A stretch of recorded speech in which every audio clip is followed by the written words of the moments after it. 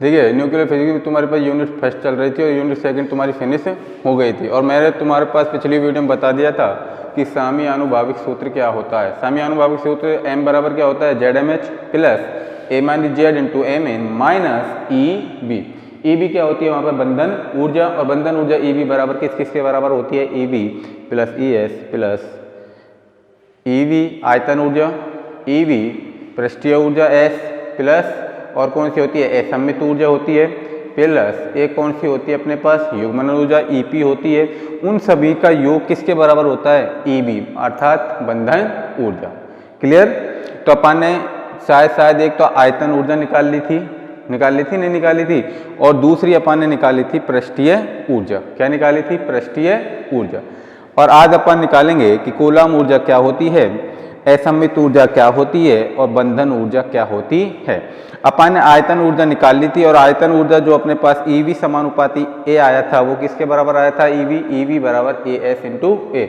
और A S क्या होता है अपने पास, वो ए वी क्या होता है अपने पास वहाँ पर नियतांक, आयतन कोई नियतांक होता है, इसलिए मैंने समानुपाती के चिन्ह को हटाने के लिए क्या ले लिया था, ए वी।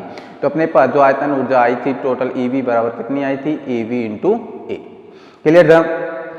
और पृष्ठीय ऊर्जा अपने पास कितनी आई थी, ई एस बराबर माइनस ए एस और ए की पावर 2/3। क्यों माइनस चिन्ह क्यों लिया जाए, क्योंकि उसकी जो पृष्ठीय ऊर्जा है वो क्या हो जाती है, उससे जो बराबर होती है, किससे, जो पृष्ठीय ऊर्जा होती है जो नाभिक में उत्पन्न जो नाभिकीय जो पृष्ठ तनाव है, किसमें, नाभिकी में जो पृष्ठ तनाव उत्पन्न होता है, तो इस प्रकार की जो बंधन ऊर्जा होती है वो पृष्ठीय ऊर्जा जो बराबर होती है वो उसके क्या हो जाती है, कम हो जाती है, अर्थात पृष्ठीय ऊर्जा कम होने लगती है। इसलिए उसमें मैंने माइनस चिन्ह किसको दर्शाता है, उसकी ऊर्जा को कम होना, इसलिए मैंने उसके आगे क्या लगा दिया था, माइनस। क्लियर। तो अपने पास ई एस बराबर कितना आया था, माइनस ए एस इंटू ए की पावर 1/3। क्लियर यहाँ तक। अगला टॉपिक डालिए कूलम ऊर्जा, कूलम ऊर्जा तीसरी कूलम ऊर्जा। मैंने कुछ थोड़ा बहुत तुमको बता दिया था कि नाभिक में जब प्रोटॉन उपस्थित होते हैं, क्या क्या उपस्थित होते हैं नाभिक में, प्रोटॉन और न्यूट्रॉन उपस्थित होते हैं। और प्रोटॉनों पर कौन सा आवेश पाया जाता है, धनावेश। न्यूट्रॉन क्या रहता है, उदासीन, उस पर कोई चार्ज नहीं होता है। इलेक्ट्रॉन पर कौन सा चार्ज होता है, नेगेटिव। तो देखिए जब प्रोटॉन पर धनावेश होता है तो इसलिए नाभिक में उस पर कौन सा बल कार्य करता है, प्रतिकर्षण बल कार्य करता है। क्या करता है, प्रतिकर्षण बल कार्य करता है। क्लियर। और जैसे जैसे जब न्यूट्रॉन जो प्रोटॉनों की संख्या बढ़ेगी तो वैसे वैसे ही प्रतिकर्षण बल क्या होता है, उस पर बढ़ता है। क्या कहोगे कि नाभिक में प्रोटॉन और न्यूट्रॉन उपस्थित होते हैं कूलम ऊर्जा में। किसमें कहोगे, कूलम ऊर्जा में, कि नाभिक में प्रोटॉन न्यूट्रॉन उपस्थित होते हैं। प्रोटॉन पर क्या होता है, धनावेश होता है। धनावेश होने के कारण उस पर प्रतिकर्षण बल कार्य करता है, तथा अगर नाभिक में प्रोटॉनों की संख्या बढ़ेगी तो प्रतिकर्षण बल भी क्या होगा, बढ़ेगा। क्लियर। तो चलिए इसमें लिखिए कूलम ऊर्जा में, लिखिए नाभिक में प्रोटॉन होने के कारण, नाभिक में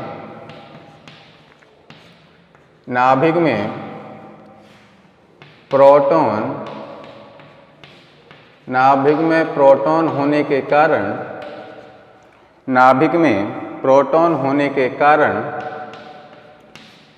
में प्रोटॉन होने के कारण इनके मध्य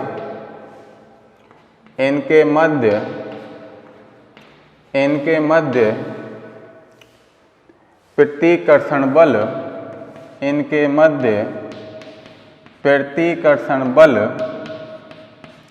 लगता है।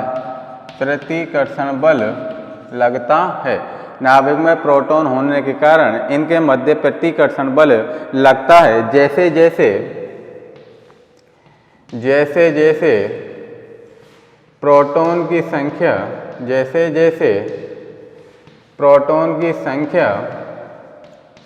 बढ़ती जाती है, प्रोटॉन की संख्या बढ़ती जाती है, वैसे वैसे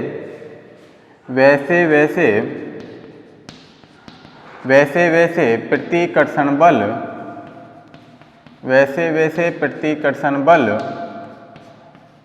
बढ़ता जाता है।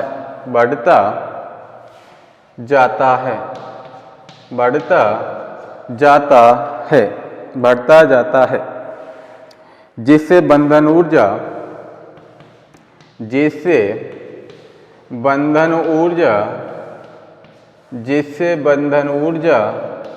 कम होने लगती है, कम होने लगती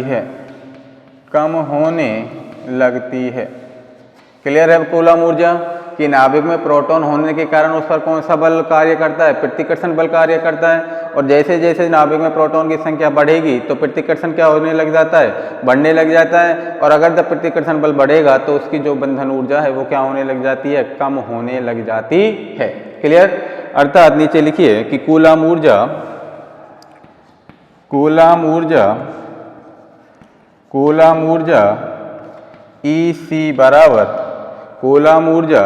EC बराबर अपने पास होती है -3/5 इंटू के और Z-1 इंटू E² अपॉन कितनी होती है? R, capital A। तो अपने पास EC बराबर कितनी आ जाएगी? -3/5 KZ इंटू कितनी आ जाएगी? KZ into Z-1 upon R का मान मैंने किसके बराबर बताया था? R बराबर क्या होता है? नाभिक की त्रिज्या कितनी होती है? R बराबर R0 e⁻1/3। तो इस R के स्थान पर मैं क्या रख दूंगा? R0 e⁻1/3 और इंटू में इसके ऊपर क्या है? E²। तो अपने पास कितना आ जाएगा? EC बराबर कितना आ जाएगा अपने पास? अब देखिए AC का मान लिख लीजिए यहाँ पर तुम, चूंकि AC बराबर 3/5 AE² upon R0, AE² upon R0। तो अपने पास आ जाएगा -AC और Z into Z-1 upon e⁻1/3। ये क्या होती है अपने पास? कूलम ऊर्जा। नोट डाउन करिए जल्दी।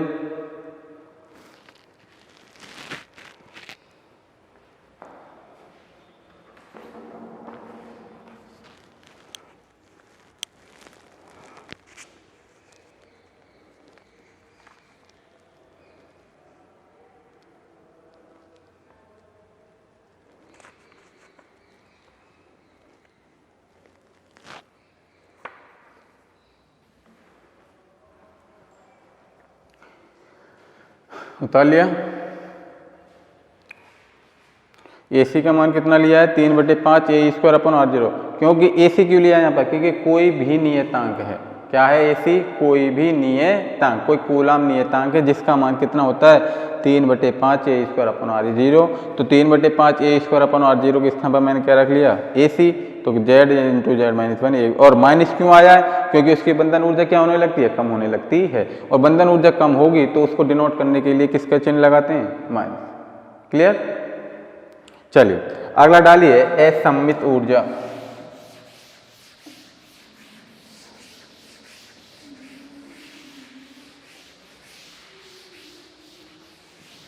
दूसरी लिखिए असममित ऊर्जा। असममित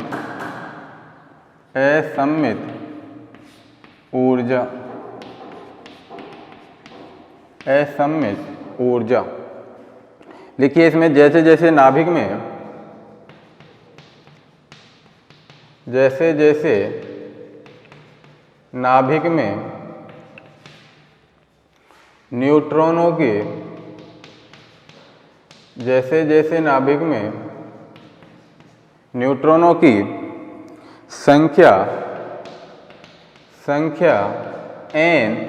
न्यूट्रॉनों की संख्या n,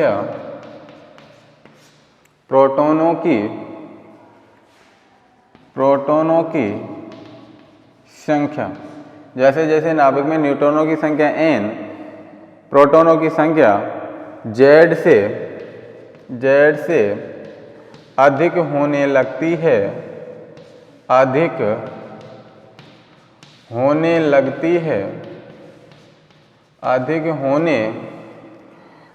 है, वैसे वैसे नाभिकों का स्थायित्व, नाभिकों का स्थायित्व वैसे वैसे नाभिकों का स्थायित्व कम होता जाता है, कम होता जाता है, कम होता जाता है। बंधन ऊर्जा में यह कमी, बंधन ऊर्जा में यह कमी, बंधन ऊर्जा में यह कमी न्यूट्रॉन आधिक्य, न्यूट्रॉन आधिक्य, न्यूट्रॉन आधिक्य n-z के वर्ग के, n-z के वर्ग के समानुपाती, वर्ग के समानुपाती तथा न्यूक्लियोनों तथा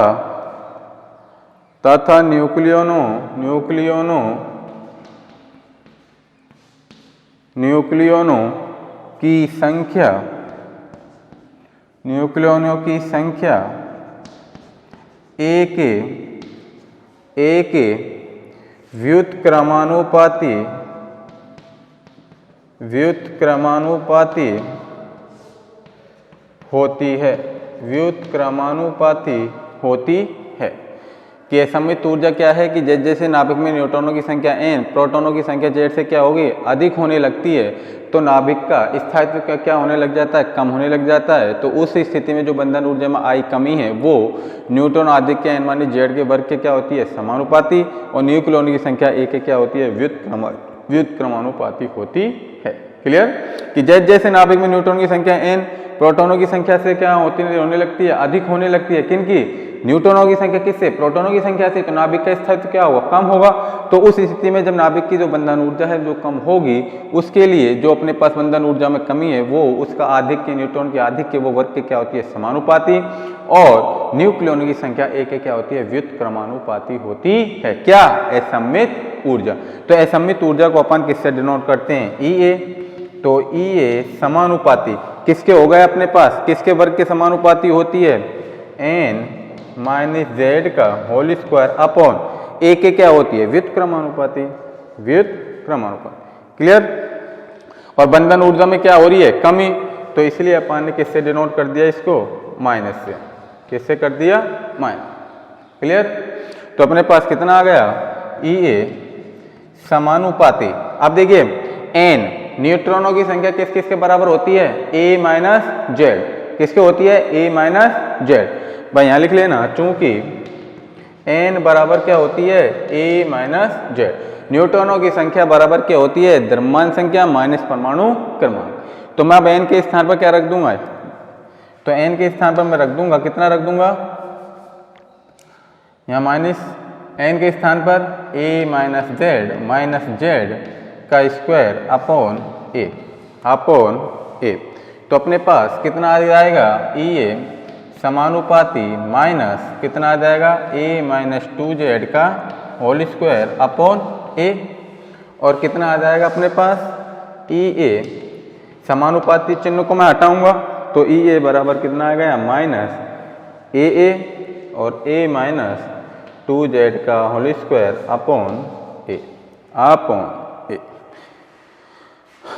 अरे वो अपन ने कूलम ऊर्जा निकाली थी ना, वो कूलम ऊर्जा का क्वेश्चन नंबर 5 डाल देना और इसका 6 डालना, इसका 6 नोट डाउन करिए।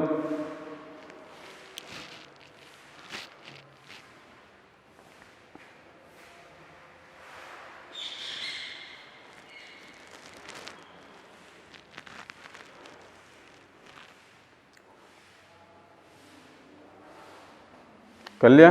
चलिए अगला डालिए, युग्मनज ऊर्जा या युग्मन ऊर्जा।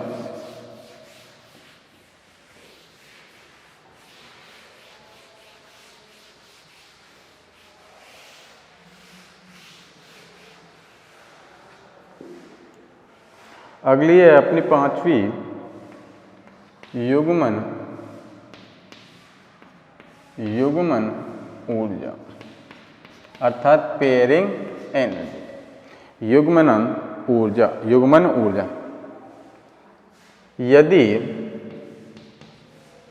यदि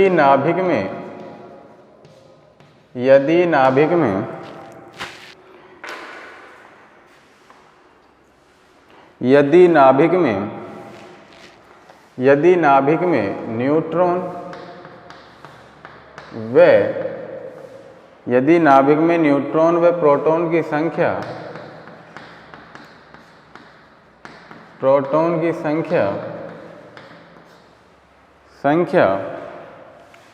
विषम हो तो,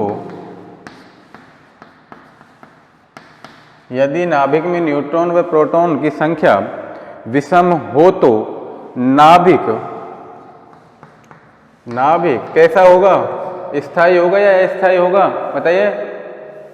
अरे नाभिक कैसा होगा? जब न्यूट्रॉन और प्रोटॉन की संख्या नाभिक में विषम होगी तो अस्थायी होगा, और अगर सम होती तो क्या होता? नाभिक में न्यूट्रॉन और प्रोटॉन की संख्या अगर सम होती तो नाभिक स्थायी होता। तो नाभिक कैसा होगा? तो नाभिक अस्थायी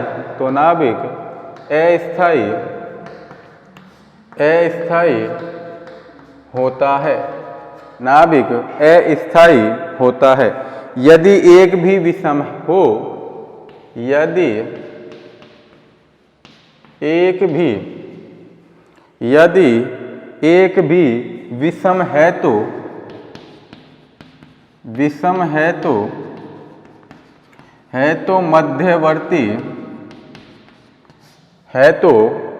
मध्यवर्ती स्थायी होता है।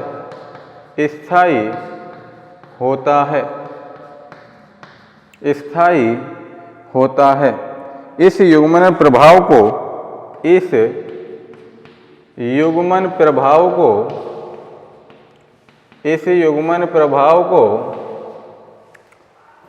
ध्यान में रखते हुए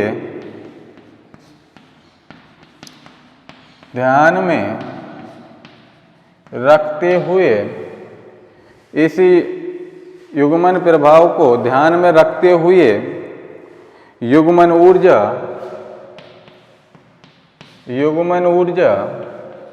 कितनी हो जाएगी? EP बराबर कितना हो जाएगा?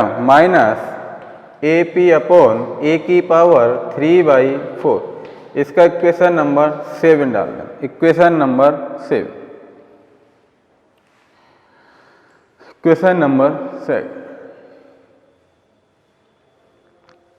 तो अपने पास देखिए साम्य आनुभाविक सूत्र में अपने पास सूत्र होता है m बराबर कितना होता है अपने पास ZMH plus Z into Mn minus कितना होता है EB। और EB वहाँ पर अपने पास क्या होती है? जो नाभिक की बंधन ऊर्जा होती है वो होती है। और नाभिक की जो बंधन ऊर्जा होती है वो कौन कौन सी ऊर्जा के योग के बराबर होती है? एक तो आयतन ऊर्जा होती है अपने पास। आयतन ऊर्जा को किससे डिनोट करते हैं अपन? देखिए आयतन ऊर्जा को EV से, प्लस पृष्ठीय ऊर्जा को किससे करते हैं? ES से, प्लस कूलम ऊर्जा को किससे करते हैं? EC से, प्लस असममित ऊर्जा को अपन किससे करते हैं? EA से, प्लस और जो अपने पास युग्मन ऊर्जा है उसको अपन किससे डिनोट करते हैं? EP से। अब VSCAP मैंने क्यों लगाया है? आयतन को किससे डिनोट करते हैं? वॉल्यूम इंग्लिश में बोलते हैं। और पृष्ठीय ऊर्जा को क्या बोलते हैं? सरफेस। C को क्या बोलते हैं? वही कूलम बोलते हैं। A को क्या बोलते हैं? एजेमेट्रिक, जिसको असममित ऊर्जा बोलते हैं। और P को क्या बोलते हैं? पेयरिंग अर्थात युग्मन ऊर्जा। तो अपने पास जो EB का मान होता है, EB बराबर अर्थात नाभिकीय बंधन ऊर्जा होती है वो कौन कौन सी ऊर्जा के योग के बराबर होती है? आयतन ऊर्जा, पृष्ठीय ऊर्जा, कूलम ऊर्जा, असममित ऊर्जा और पेयरिंग ऊर्जा। इसका इक्वेशन नंबर 3 बना था, इसका 4, इसका 5, इसका 6 और इसका 7। क्लियर? तो नीचे लिखिए समीकरण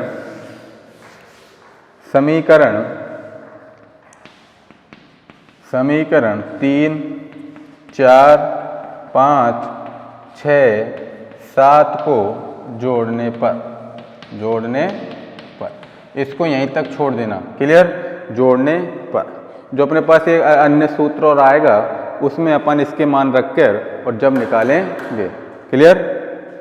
उतार लीजिए जल्दी से।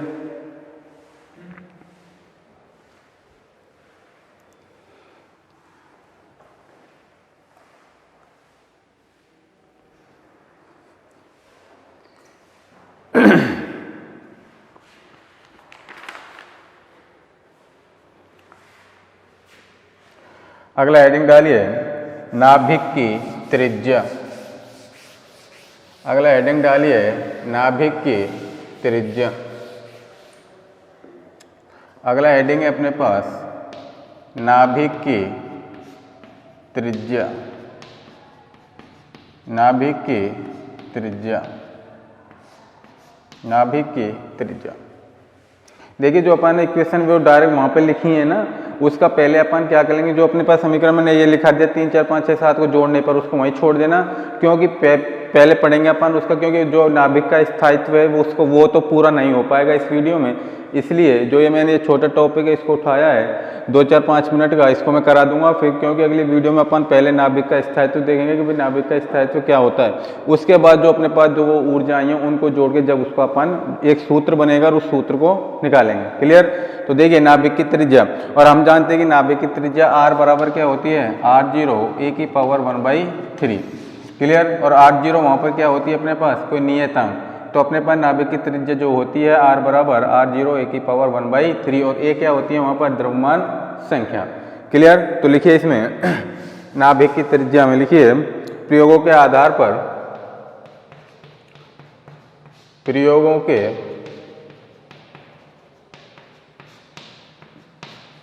के आधार पर नाभिक लगभग